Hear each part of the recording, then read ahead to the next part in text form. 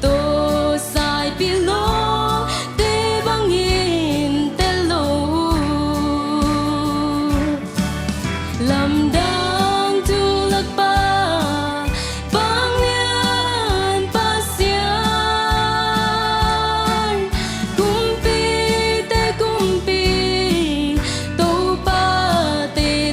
pa nong ina tu ku mi te ter zolo gen gen no mi su su no mi amen hallelujah amen dam loai ke le nong ina mi pil ter zolo mi siam san te lo alpha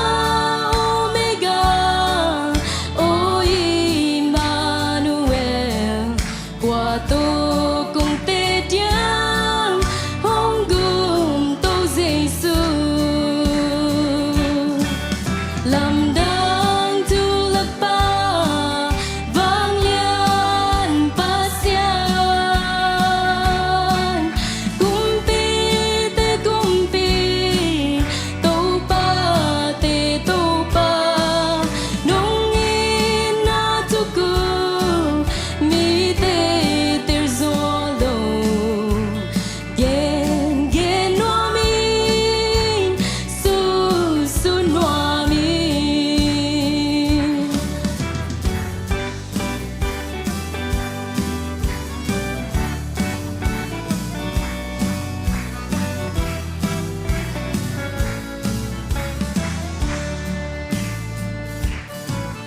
ô lung nam loai ke le nong ina mi pil ter zolo mi siam san te lo alpha omega o Emmanuel qua tô cùng te tiang hong gum tô Giêsu lam dang tu lak pa vang lian pasian kumpi te kumpi to pa nong ina tu ku mi te ter zolo gen gen no mi su su no mi gen gen no mi sa sa no mi